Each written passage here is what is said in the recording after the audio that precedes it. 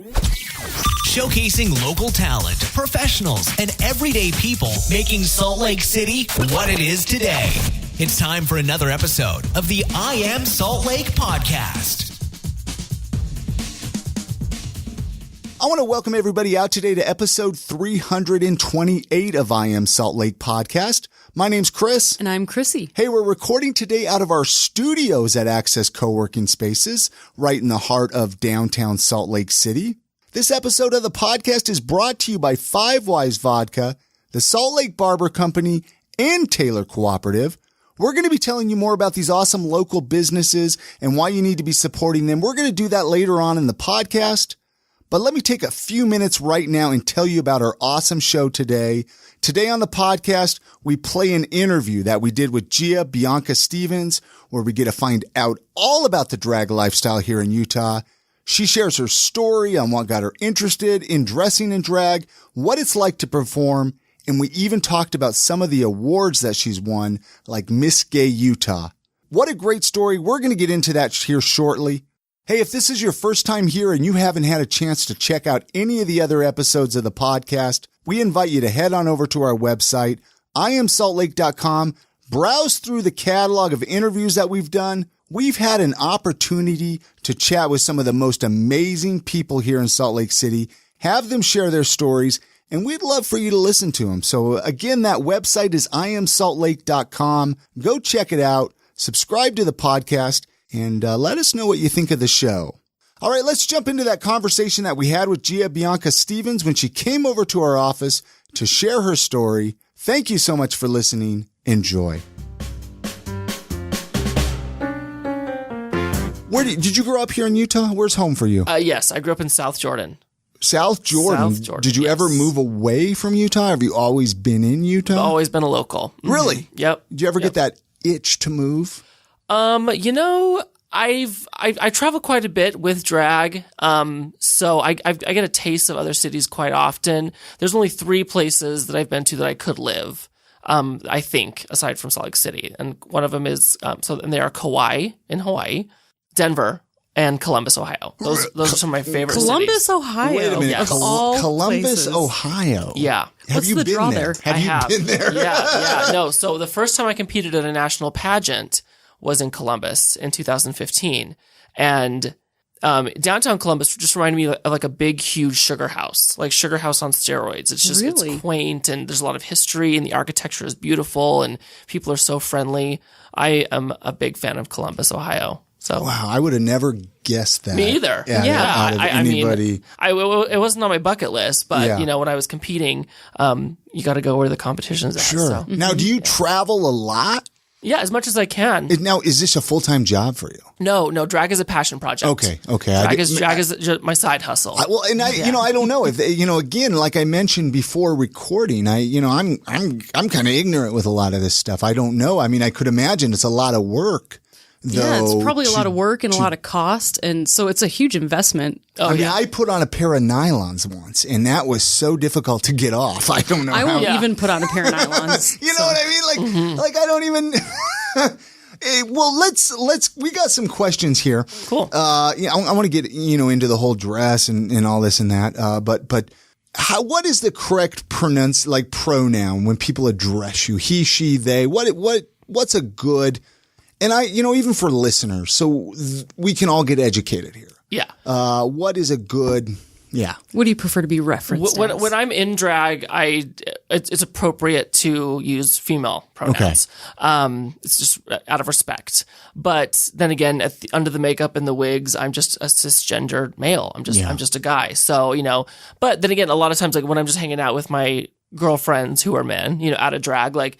It's always like, hey girl, or she this, or she that, and when I'm hanging out with my drag friends, like I'm always called Gia. That's just, so, those lines are fuzzy and, obviously, I've seen a lot of pictures of you in drag. I mean, you make a hell of a woman. I know, right? Gorgeous. Jealous. The makeup helps. My wife is here, but I could still it's say okay. He's way hotter.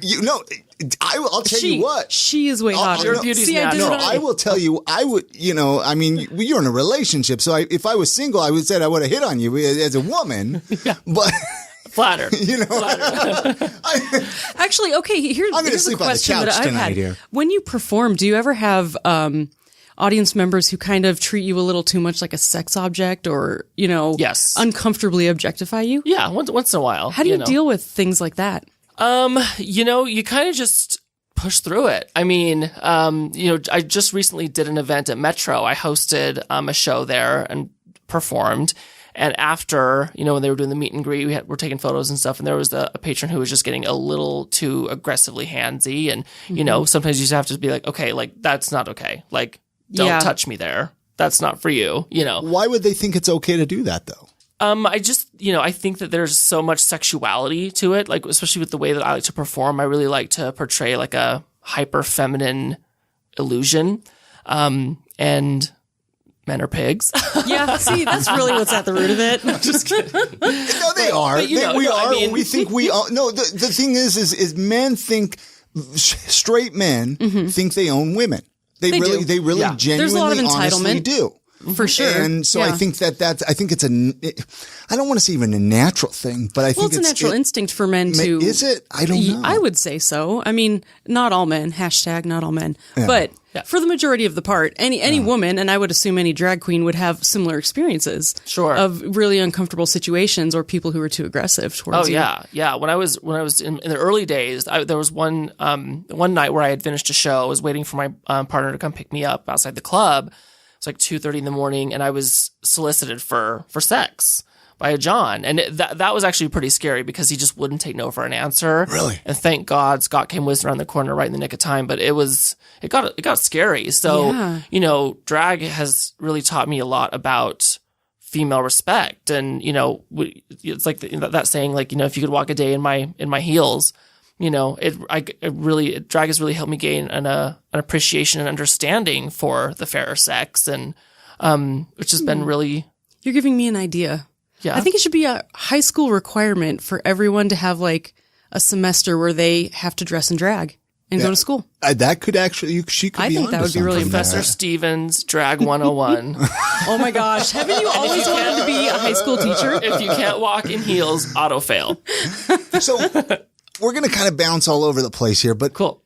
What, especially here in the beginning, obviously we're a Salt Lake podcast. We're here to educate people in Salt Lake. What's the community, the drag community or scene, or is it pretty big here in Salt Lake? Oh, it's huge. Especially over the last several years, it's just erupted, and it's so diverse. There's so many different styles and interpretations of drag, which is so cool to see and be a part of.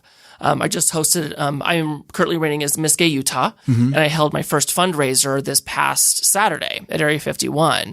And one of my goals was to put together and assemble a cast that was really diverse, different perspectives and song choices and styles. And it was really, really cool that so many of my sisters came out to support and, entertain for the community. We raised $630 for HIV awareness and prevention, which is exciting. So Salt Lake City is a hotbed of very talented, diverse entertainers. And is it, sorry, go ahead. Oh, I was going to say, what kind of entertainment do you guys provide? Like if someone wanted to come to a show, I've heard there are like comedian drag queens, and then there's lip syncing. Wait, comedian drag queens? Yeah, really? That's what I've heard. I need to go to a show.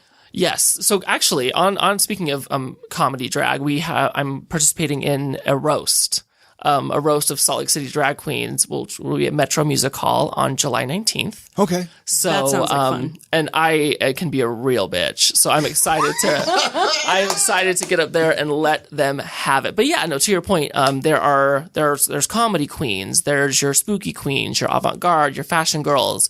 I consider myself more of an old school pageant queen. I love just the big hair, the over the top makeup, the feathers and the rhinestones. And that's what I personally love to see, at a drag show. But I appreciate drag in all of its beautiful forms. So, nothing's off limits. And that's what's really cool about it. That's really cool. This is kind of going to sound weird, but do you ever have women come up to you and thank you for doing what you do? Because I was thinking today, I'm like, I've actually really gained an appreciation for the drag queens that I've met here in Salt Lake, because I've always had a hard time embracing my own femininity. Mm-hmm. Like, I'm not a girly girl, and I like it when other people do it because it makes you feel more empowered. Yeah, like I feel like you guys are doing a service Yes. a great service for a lot of women. Yeah, yeah, no, that's one of the highest compliments I can get, when a woman says that she's, been inspired or moved or, what all the other hosts of emotions that can come with seeing a show, depending on, what kind of show you're seeing. But yeah, no, it's great. A compliment is never wasted on me. So, I'm very grateful for the chance to, and that's what's cool about drag is, it's like I was fortunate enough to be raised by some really strong, powerful women. And for me, drag is one way to kind of pay my respects and pay homage to female power. So your parents are pretty supportive of your drag lifestyle? Yeah. Oh yeah. My mom's my biggest fan. Yeah. Oh my gosh, that's so great. Yeah, yeah. She, especially with the brunch shows, she's very, very active in the scene, and everyone knows her as Gia's mom, and she's so fun. But she's been supportive of me my entire life. Coming out at the age of 15 was not an issue for me because I was raised in a very liberal, open-minded household In South Jordan, which is probably kind of different. Yeah. So let's go back to that a little bit because maybe we can give some insight to people because I'm sure that there might be even listeners struggling with it because it's a difficult thing. I mean, it sounds like it wasn't difficult for you coming out, right? Well, I think there's always going to be an element of difficulty, accepting yourself as something that you were told is wrong. When you're in third, fourth, fifth grade and you're getting called a faggot and you don't really understand what that is and what that's about, it wasn't easy, but it was made much easier because, my parents were just really, really cool. Is there any words of wisdom that you would give somebody listening that might be struggling with that? I don't know. I don't want to get all deep here on that necessarily, but I think you might be able to help somebody listening right now, like an advice or word. Yeah. Yeah, I would tell, anybody listening that might be struggling with, discovering their identity, just try not to listen too much to what's going on outside. Look inward and move at your own pace. Some people comes rocketing out of the closet and, glitter and feathers right out the gate. Some people don't. My partner didn't come out until he was in his late 20s. Really? So I would just encourage you to just listen to yourself and take care of yourself and educate. Be safe with whatever you do. Stay away from the drugs and for God's sake, wear a condom. Yeah. It can be scary. There's a lot of darkness out there, and I think it's easy to fall victim to that when you're trying to, find out who you are. That can take you to some dark places.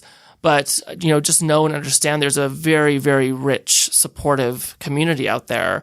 And sometimes all it takes is just sending a message. Some of the greatest messages I've got have been from mothers, saying my son's struggling with his identity. How can I support him? And I'd say, put your hand on his shoulder, give him a hug and tell him that you love him no matter what. And you will be his mother forever. But there's a lot of support out there. Sometimes you just have to go find it. Now, when you were 15, what was the community like then? I mean, did you know a lot of people at that time? Not really. I mean, my best friend in high school was openly gay, came out before I did, which made that easier.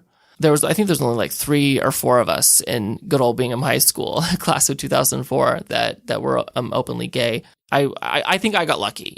There's so many horror stories out there about, kids getting kicked out of their homes and worse, like LGBT suicide is a very, very real issue. Yeah. That's not easy to talk about, but it needs to be discussed so that people can have some understanding, some compassion, because we're all just bags of flesh and bones flying around this blue rock in space. Mm-hmm. We're all we have.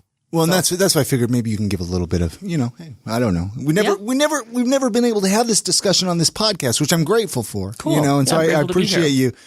Appreciate you being here. Of course. What are some of your earliest memories of dressing in drag? Do you have you mentioned you came out at 15, but were you younger, running around in heels and dresses? And I was a big fan of dress up, but I wouldn't really call it drag. My earliest, this is I'm going to peel back some layers of my weird onion here. But growing up, one of my obsessions was this Japanese gothic underground rock music. And that was kind of my first foray into the drag world because these artists wear just these crazy costumes and extreme makeup, and the visual presentation is such a huge part of the music. So that was kind of my first exposure to it. So back when I was a teenager working at Hot Topic, that kind of gave me the green light to experiment with that kind of stuff. So I remember getting dolled up to go to work at Hot Topic with my purple lipstick and my blood red hair and my eyeliner and stuff. So that was my first tiptoe into the drag pool. But I didn't really embrace the whole female impersonation aspect fully until I was 25 before I got into full drag. And what led you there? Like, what finally got you over that hill, right? I mean, what? I blame my boyfriend. We were watching, and I was never really enamored with drag until RuPaul's Drag Race, came on the air, and we were watching season 3 one night, and one of the queens stepped out on the runway, and Scott's like, I think you'd be really good at that. And I'm like, I'm not a drag queen. And then, started thinking about it. I'm like, well, maybe just once. And, it's like a Pringle. You can't have just one. So, we ended up getting in drag. We dressed up as a couple that are the good friends of ours. So I dressed up as Corey, the female, and Scott got in drag as, male drag, I guess you can call it, as Jake. And we walked into the bar and just shut the place down. It was met with a bunch of applause, and that attention was like, okay, this is cool. Like, maybe I want to try a performance. And then, Sure. I got myself a first show, and it was a disaster. My boobies fell off, my hair fell off, but Oh, no. hey, I was on the stage. So Were you nervous the first time Oh, my dressing God. up? Petrified. Did you look good though? I mean, I'd imagine the first time you probably just looked. I felt like a goddess, but looking back at pictures, I was like, holy shit. Yeah. Start over. You hadn't learned contouring quite yet. Maybe? No. Well, a friend of mine had done my makeup, and it was okay, but it's not the drag that I do now. Right. It's a learning process. I mean, I think, makeup for anybody, a drag artist, female, special effects, makeup's it is a trade for sure. It's definitely So an it's art a form. skill. It's something that you can't just have right out of the gate, right? No, it took me years to get, to where I'm at today. Do you do And I'm your still own learning. makeup? I do. Really? Yes. Yeah, I do. Do you want to do my makeup? What's up? I'd be happy to. Yeah. All we need is Excellent. 3.5 hours. We'll get you in drag. Perfect. How long does it take you to get all like dolled up? A safe time block for me is about 3 hours. Wow. So 2 hours for shower, shave, makeup, and then about an hour for everything else, like getting the wig on, your hip pads, your tights, your costume, the jewelry. And how often do you do this? As much as I can, really. I mean, there's some months where I've got 10 shows or appearances in a month, and others where I've just got one. Yeah. So it all, with Pride season right around the corner, I'll be a busy gal. April was a pretty busy month for me. I've had a gig every weekend this month, which has been exciting. So yeah, I take, when opportunity knocks, I always answer the door. So. And you do quite a bit of charity work, right? I do. With your shows? I do. Yeah. That's it brings a lot of meaning and significance to my drag. I don't want to be one of those queens that just gets, slutty and goes out to the bar and tries to score a free drink.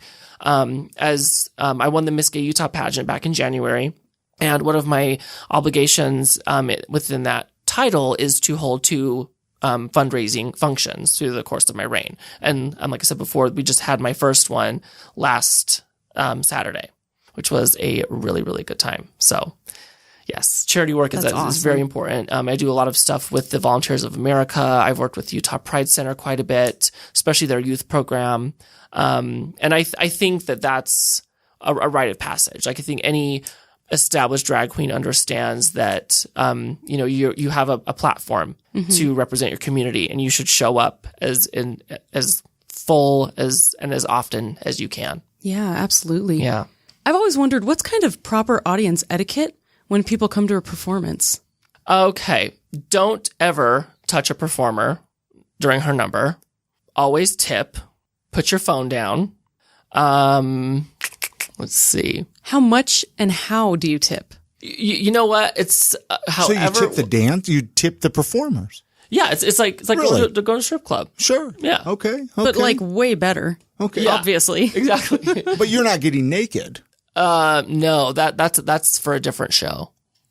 No, I don't get naked. I do a reveal every now and then. I'll come out with like a big, bulky, ugly layer and then pop that off so that there's that wow factor for a cool costume underneath. That would be fun. But I have done some burlesque style drag with this a little more strip teasy, which is always fun to let my freak flag fly.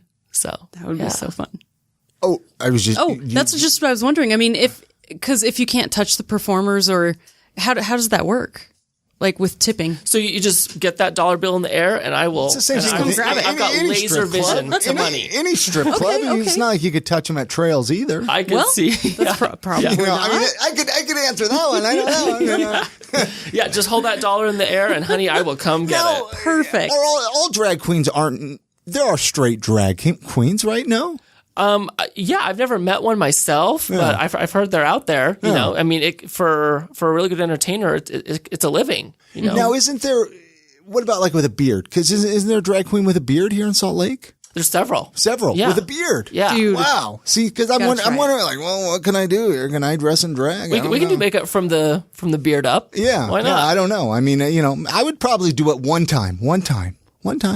I don't know. Is that Famous bad? last words. I said I would only do drag once too. And look at me now. Oh, getting dressed up is fun. Yeah, no, I did a makeover for a friend of mine who was bearded, mustache, didn't want to shave. So I'm like, all right, honey, we'll make it work. So gave him the whole. Do you look good? Yeah. Yeah. Of course, I did his makeup. He looks stunning. Okay. Now, you mentioned you got Miss Gay Utah. Yes. I was looking on your Facebook page, which I should have had it pulled up here. I mean, you have a lot of different awards and achievements that you've gotten. Yeah. I should pull that up here. But Miss Gay Utah, how does that work? What are the requirements? I don't know, because there's like Miss Utah. Yeah. But I've never heard of Miss Gay Utah. Talk about that. How that works. So the umbrella over my Miss Gay Utah title is the Royal Court of the Golden Spike Empire, and that is Utah's oldest LGBT focused charity organization. They've been I can't remember the year. I hope I don't get in trouble, but it's been since the 70s. We're approaching our 43rd year. Oh wow, that's fantastic. Of service to the community, and so. I like I said before that I believe that charity is a rite of passage for any successful, passionate drag queen. It's a chance to serve and to have a platform and a voice and gain some visibility and notoriety. Pageantry in drag is something that some people consider old school, but I love that nod to tradition and legacy. And I love competition. I'm a fierce competitor, and I love to win. So when it comes to the pageant side, I'm all for it. Are you going on to nationals now that you've won Miss Gay Utah? No. So Miss Gay Utah is just that's where I stop. That's kind of the top. Yeah. Okay. But I am also reigning as Miss Gay Central States America. Miss Gay America was also founded in the 70s, and that is the nation's most established, longest running female impersonation pageant system. And I did compete at Miss Gay America Nationals back in October last year, which was an incredible experience. Oh, that's probably where you went to Ohio. No, Ohio was when I competed for National Showgirl in 2015, and I placed second runner-up. Oh, wow. Which was really cool for my first time in a national competition. But Miss Gay America was a whole other ball game. So I ranked 33 out of 41, which I didn't place as high as I wanted. But, when you consider that there were over 1,000 gentlemen that competed to qualify for nationals, 33 out of 1,000 ain't half bad. That is pretty amazing. That's not bad at all. Yeah. We need to take a quick break here to play a message here from our sponsors. But then after that's done, we'll be right back with some more questions for Gia. So hang tight. We'll be right back. All right, listeners, it's that time of the podcast where we take a few minutes to tell you about our awesome sponsors. These are some great local businesses that are not only helping support this podcast, but they're just awesome local businesses that you need to be supporting anyway. Hey, this episode of the podcast is sponsored by Five Wives Vodka. Hey, if you're in Texas, go ahead, drink that Tito's. But if you're here in Utah, I better see you drinking some Five Wives Vodka. They are great local vodka, and they actually make 3 different flavors. A lot of people don't realize this. So Chrissy and I are going to take a little bit of time here to tell you about each individual flavor. They have the original Five Wives Vodka, which is made from Utah mountain spring water. It's 100% distilled corn spirit, and it's gluten-free, which I know we have a lot of gluten-free listeners, so take note of that. The spring is hidden up in beautiful Ogden Canyon. It's inaccessible by vehicle, so they actually hike out the water 5 gallons at a time. And can I tell you, one of my favorite things after a long, stressful day at work is to come home, pop open a LaCroix, and mix some Five Wives into it. Man, I'll tell you, that looks delicious. I don't do it that way. You're not a LaCroix person. But I'll tell you what, I've never seen something so easy. Oh, for real. And it's delicious. What is your favorite flavor of LaCroix? Lime or grapefruit. Interesting. But both better with little Five Wives. Hey, they also have the Five Wives Sinful, which, Chrissy, tell them a little bit about this one.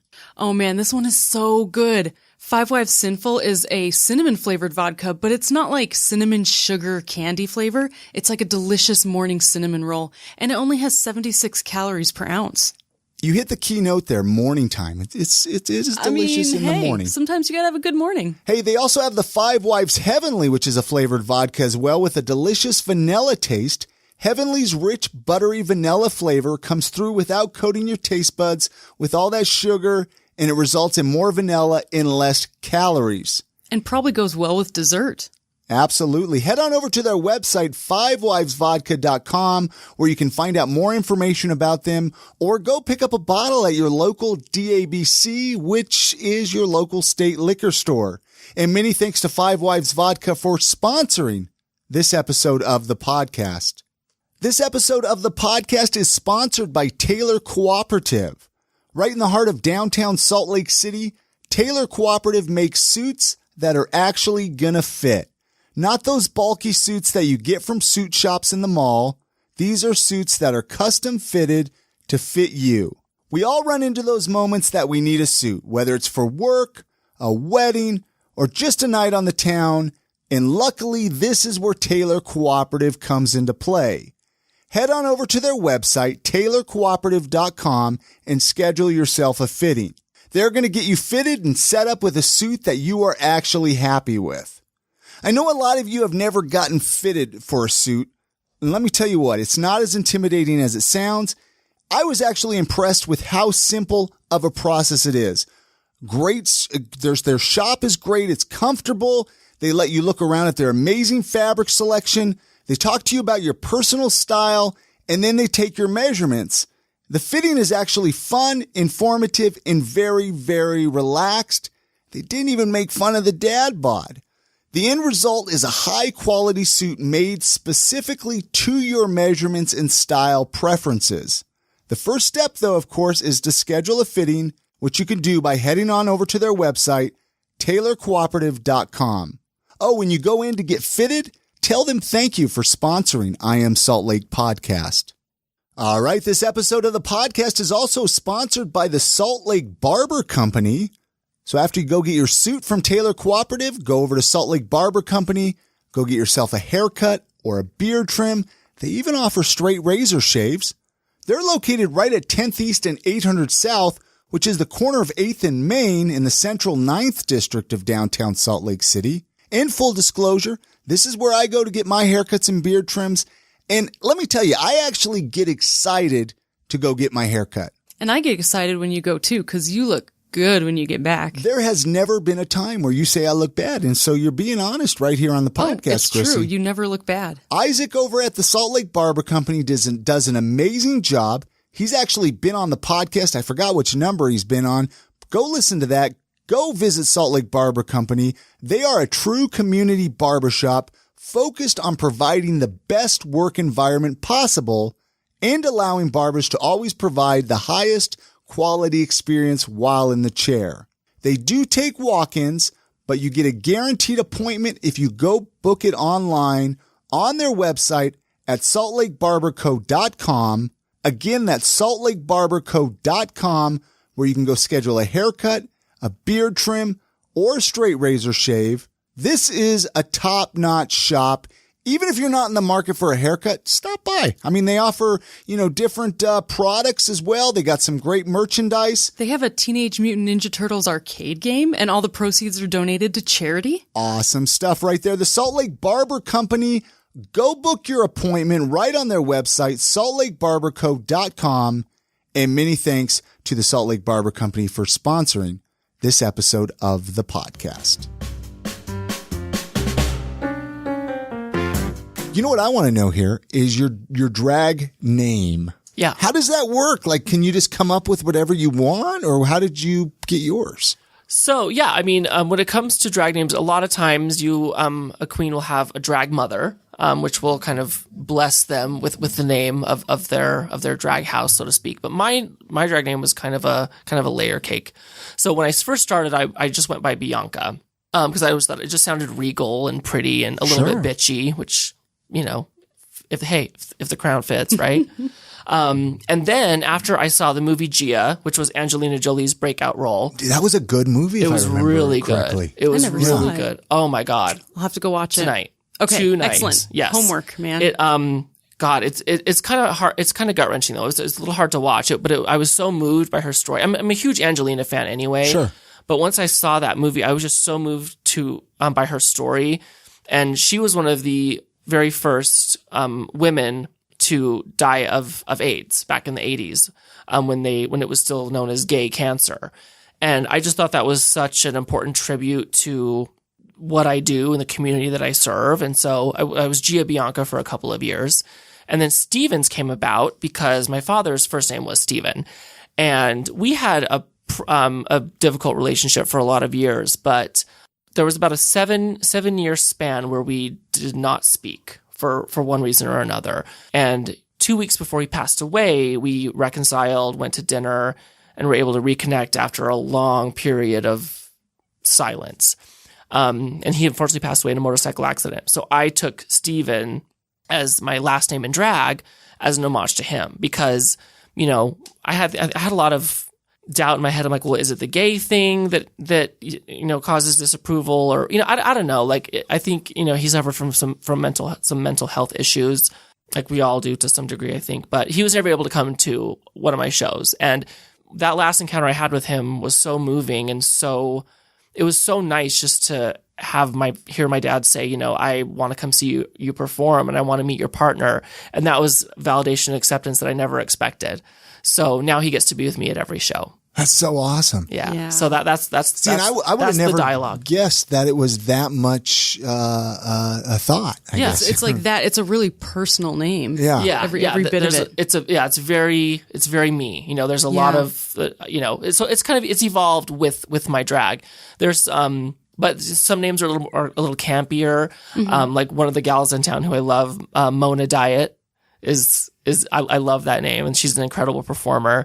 In Disguise is a sister of mine, so you know, like In Disguise, which I didn't put those two together for a while because you know she just goes by Indy, and she's this tall, gorgeous glamazon. And then you have like just the fancy, regal sounding names, like my other sister Savannah Van Cartier.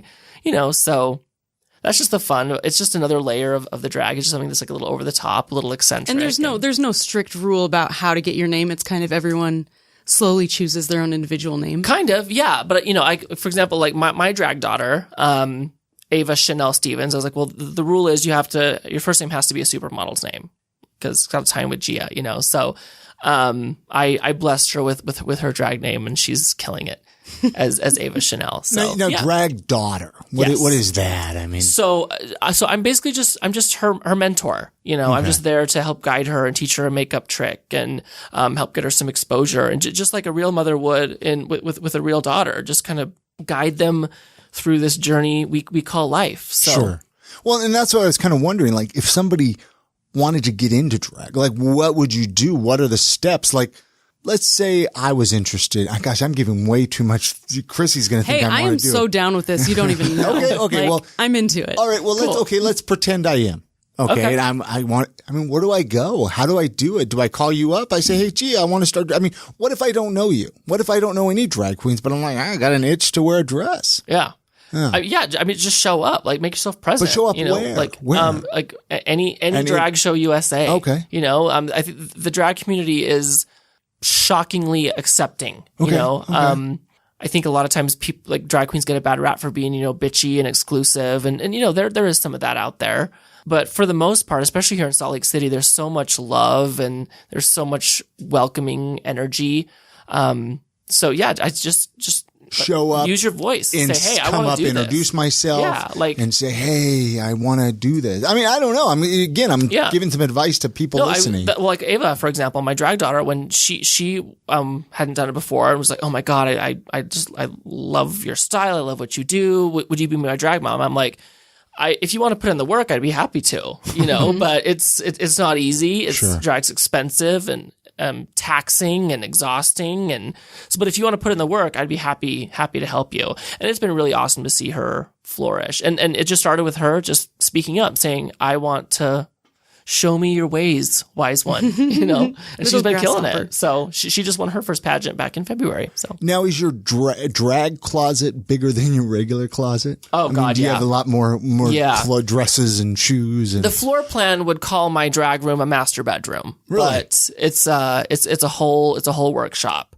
I mean, between all the wigs and I like, I'm a showgirl. I like big, obnoxious drag. So all the headpieces and backpacks and the feathers and the gowns, and it takes up a lot of space. So I've got a whole room dedicated to all things drag. Really? At home. And where do you shop here in Salt Lake, or is it like a mail order? Like, where do you get all your clothes? I get a fair amount of stuff on Amazon. Really? But my best outfits are custom made. Okay. I've got an amazing designer here in town, Kirby, and he has been awesome to work with. He does a lot of stuff custom for me, which is a huge blessing because most beautiful gowns don't come in aren't made to fit a guy with a size 40 chest. Then you put the big old fake tits on, and if it doesn't fit right, especially being a pageant girl, I'm always looking for those details. Just right. It's got to be just so. Yeah, absolutely. So my best outfits are custom made.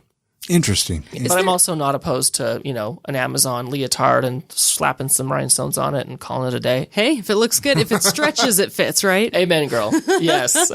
Is there a quality that your drag persona has that you wish you had? Like when you turn into Gia, something that really captivates you that you kind of wish you carried with you when you're not dressed as Gia?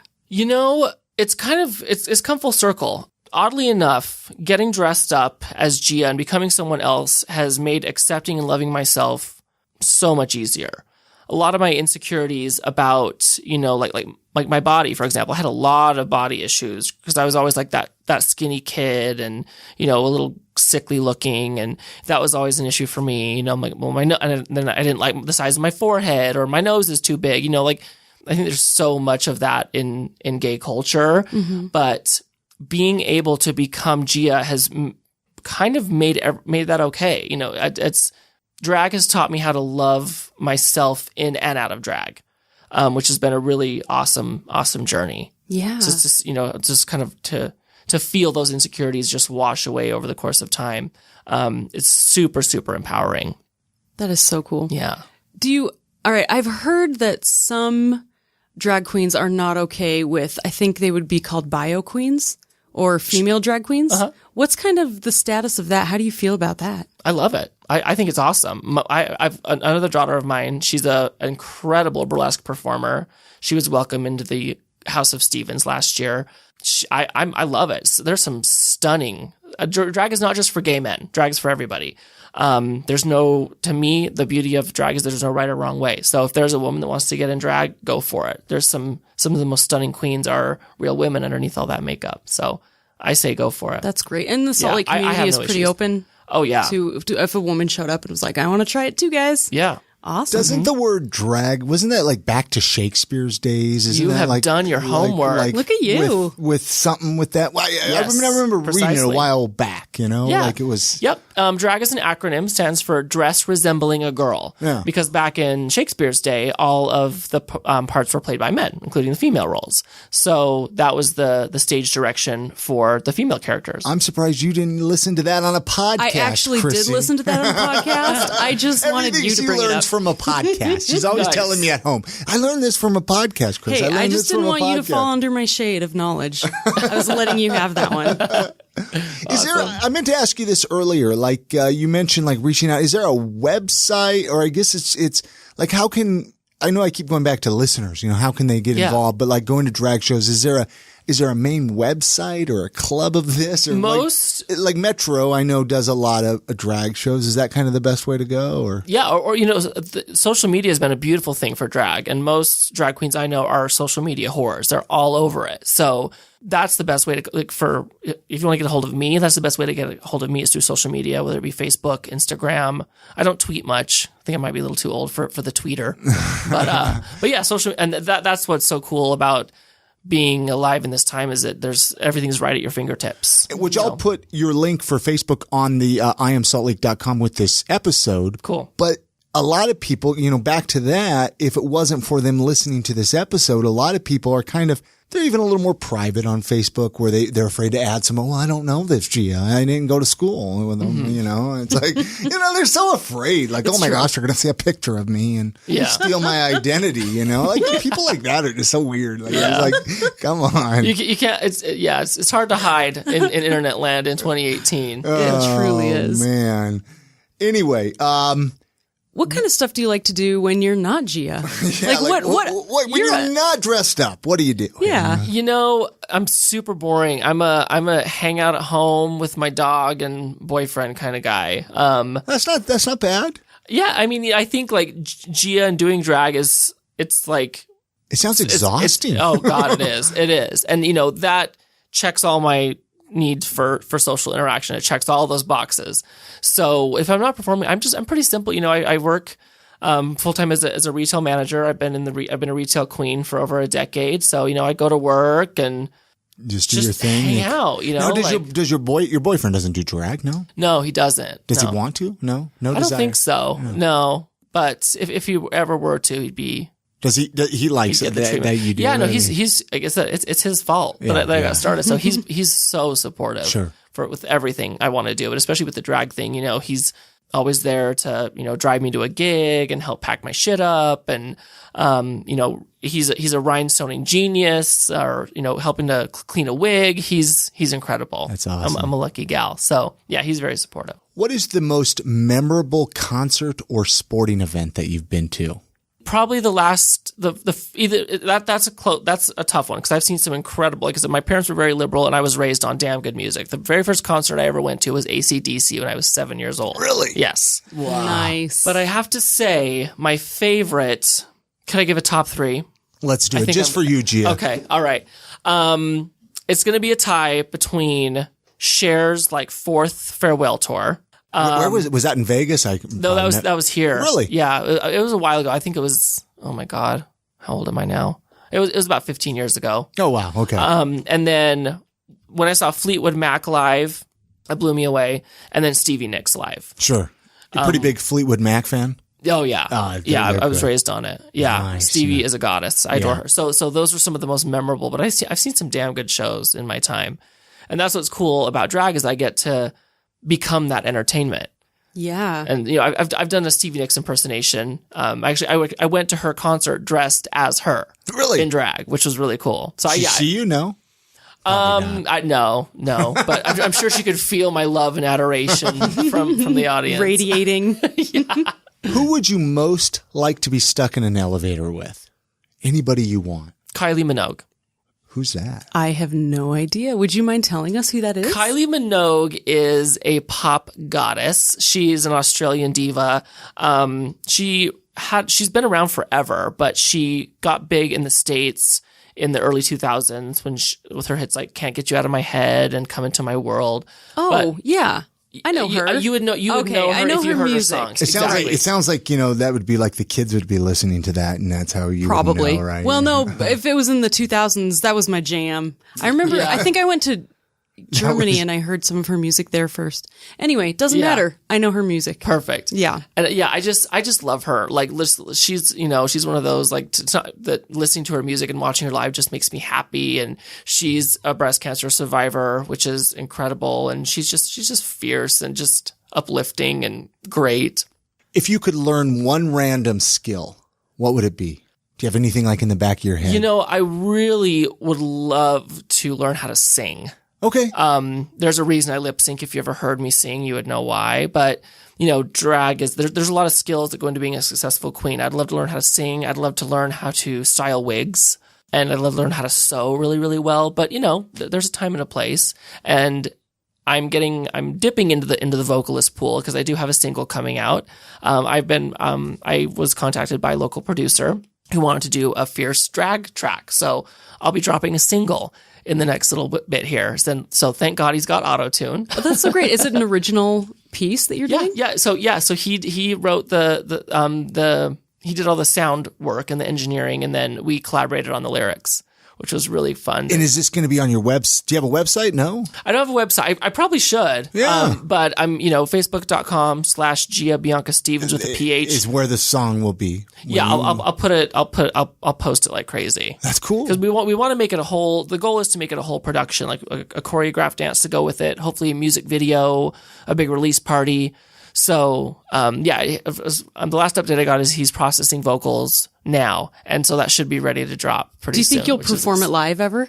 I don't know if I'll definitely lip sync it, but I don't know if I have the balls to actually sing it live. So you've already recorded it? Yes. Oh, wow. Okay. Yeah. Okay. Just one song? Just one song for now. And if it goes well, perhaps an EP in the future. But my goal for over the next couple of years is to do things that I haven't done before with drag. So, I really I'd love to learn more about, wig styling and constructing a nice quality garment. And, the chance to record a single was just too exciting to pass up. Oh, yeah. So. Are you trying to kind of get out of your comfort zone? Are there things that you're definitely. striving towards that you wouldn't naturally gravitate to? Yeah. I guess singing. Yeah, singing is definitely is one of them. Yeah. When he hit me up, I was like, I am not a singer. There's a reason I lip sync. But, thanks to technology. Have you heard any of the finished things yet, or he's mastering? So I've heard the whole instrumental track, okay, but I haven't heard any of the processed vocals and how he pieces it all together. Like all that wizardry is a mystery to me, but he's a genius. So, and he's got some amazing, you can follow him. He's got some stuff on iTunes. It's Arko, ARKO. And he's been amazing to work with and is a very, very talented singer-songwriter. That's awesome. So it's been really cool to be a part of that experience. Yeah. Let's kind of switch gears to Salt Lake City. Okay. We kind of ask these on every episode is like, if someone was visiting Salt Lake City, right, this upcoming weekend, what would you tell them to do or check out? Maybe a drag show? I don't know. We've had people say buildings, hikes, whatever, lakes. God, if it was this weekend, I'd say get your ass outside and soak it up. Like finally we have some sun in the sky and some green on the trees. Yeah. So, and there's so much nature and beauty here. I'd say get your ass down to Zion and go up to Park City. There's some amazing like craft cocktail, like go to beer bar, try a new beer. I love Salt Lake City. I love Utah. There's so much to do here. So I would just tell an out-of-towner, walk around downtown. Yeah, just throw yourself right in the belly of the beast and get you a taste. What would you change about Salt Lake City? Is there one or two things you would change if you could, if you were the mayor for the day? I would probably tackle the homeless issue.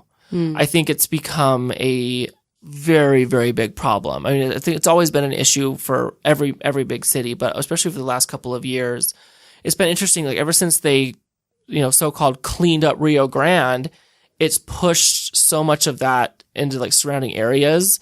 And it's can be scary to walk and drive downtown sometimes. And I think that there needs to be a little more compassion and understanding that these people aren't homeless and on the street because they did something bad necessarily. A lot of them are victims of circumstance. Mm-hmm. So I would like to change the narrative and the approach to the homeless issue here in Salt Lake City. But don't you think the homeless have gotten a little more aggressive versus, I mean, I remember homeless when I was a kid and it was like, they would ask for a quarter and if you didn't, they would walk away. Now it's like, well, I don't have any cash, and they're like, well, I have a square. Yeah, so it's I've actually been yelled at and had to get in my car and drive away. Yeah, so it does. It's like, gosh, I'm with you. I'm with you. What about favorite local eating spots, right? We all have our favorite places where we like to stuff our face. Yeah. Do you have one or two that you like to? Yes. So there is a Mexican food joint in my neighborhood called Chunga's, which is, have you been there? Chunga's, I tried to go there today. It was it's closed on Mondays. Oh, that too. Yeah, so I need to go back. The one right over there on 2nd, right? Yeah. On 2nd South. Yeah. So they're opening a new location off on Redwood Road and like 18 some South. I love so it's Mexican food? Yeah. Yeah. And it's supposed to be the best. Is it better than Red Iguana?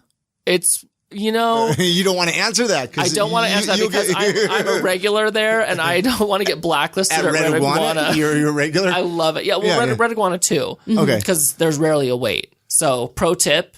Go to number 2. Also, same you get menu, to see the same huge food. iguana. Exactly. That's where we went to eat. I saw that photo today. Yeah, yes. and I was just like, yeah. I saw it on Instagram when they were making it, and I was so excited to see it in real life. Yeah. So even for that, and then the food's wonderful. Yeah. So I love Mexican food. So Chunga's is a definite yes. Blue Plate Diner up in Sugar House is a classic. Yeah. Let's see. And then for brunch, I love Hub and Spoke. They make a mean brunch. Man, plus they're alcoholic milkshakes, man. Amen to that. Cheers. Yeah. I'll have 3. Yeah. There's, There's so many. And that's, I like to bring it up on the podcast because, it's always fun. It's sometimes you mention like Chunga's. I've never been there, and I feel like a bad Salt Lake Cityan, You should totally go tomorrow. Yeah. But, anything else you want to mention? I don't know. Anything you want to ask him, Chrissy, before we let him go and rattle off if there's any ways to, you mentioned your Facebook page, I guess. Yes. Yep. So facebook.com/Gia Bianca Stephens with a PH, Instagram at Gia Bianca Stephens, and then Twitter, which I'm not active on. So don't follow on Twitter. Yeah. Instagram and face space is good for me. Perfect. Anything you want to bring up? Is there a piece of advice, like general life advice that you would leave to our listeners? The big heavy question. Come on, better be good. We're judging you. People will only make you feel as shitty as you allow them to. I think a lot of times it's difficult or intimidating to stand up and say, no, this is not okay. It's not okay for me to feel lesser than, and especially if someone else has a hand in that. Sometimes walking away from toxic situations is the best thing you can do for yourself. And what may seem like temporary pain can turn into a lot of self-love and appreciation down the line. So take no shit, to put it short. I like that. Love it. Yeah. That's a good place to end the show. Thank you so much for coming and doing the podcast. My pleasure. I've had a heck of a conversation with you. Likewise. Thank you. It's been wonderful. Learned a lot. Anyway, we'll end it there. I always tell people, let's catch up down the road, right? Please. Have me back anytime. I'm here for it. All right. Many, many thanks again to Gia Bianca Stephens for coming on this episode of the podcast. What a fascinating story. Oh, I love her so much. You know what? I love following her and looking at her makeup. Yeah, I know that's silly, but oh my gosh, she does such a wonderful job. I don't wear makeup, but I'll tell you, if I was to take lessons, it would be from her. Heck yeah. Hey, go check out all the links to connect and whatnot. We're going to put all the social media links with the show notes for this episode at iamsaltlake.com/328 for episode 328. And while you're there, just copy, paste the links, throw it up on social media, share this episode with your family and friends. Don't let us be your dirty little secret. I am serious. Share this episode with one person. We give out a free episode every week. The least that you could do to help us out is share it with a friend.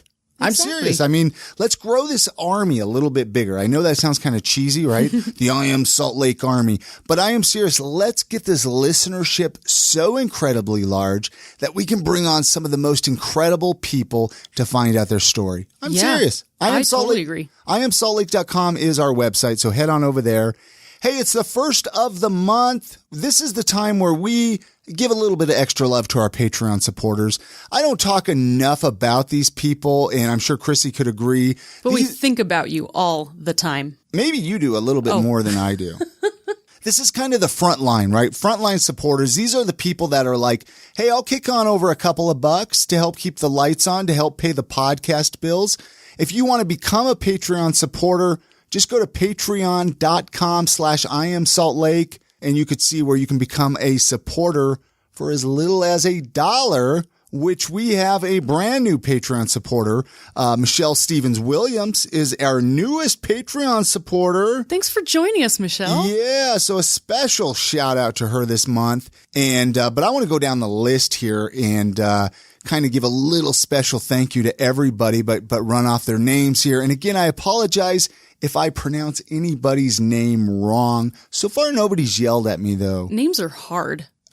Tell me about it. All right. Many thanks to John Miller, Ryan Prince, Nicole Davison, Alex Santee, Riley Padilla, Zach Shutt, Brandon Hill from Mountain Standard Time Marketing, Will Dugdale, Jared Aguilar, Brittany Hemingway, Jeff Hadfield, Michael Beck, Eric Tomorrow, Jeff Hatt, John and Nikki from over at New Zealand, Three Irons SLC, which they had a heck of a Indian party there that we went to not too long ago. Alan Martindale, Sana, and then Michelle Stevens-Williams, like I mentioned. Do you know what I love the most about our Patreon supporters? I feel like we really know them. Yeah. Like we're real friends, and we follow them, and they follow us, and it's just, I love hearing their voices in our episodes. Got a couple more here I want to read here. Dirt in Your Skirt, Christopher Heiser, and Jay Chambers. Like Chrissy says, I mean, these Patreon supporters are fantastic. They're like family. So if you want to become a Patreon supporter, go to patreon.com/IamSaltLake. I'm sure there's also links at IamSaltLake.com. If you want to get in touch, drop us an email at hello@IamSaltLake.com, and we'll get back to you at ASAP. We love getting emails from our listeners. Many thanks again to our sponsors for this episode, Five Wives Vodka. Go pick up a bottle at your local liquor store. You can schedule a fitting at Taylor Cooperative to get yourself a sharp-looking suit. And go get yourself a beard trim and haircut at the Salt Lake Barber Company. And many thanks to Access Co-working Space for their hospitality, for hosting the podcast studio here. Come say hello sometime. And most of all, many thanks to you, the listener, for coming back episode after episode. You all have a great week. Get out and enjoy the city. Support local. We'll see you on the next episode. And good night, Grammy.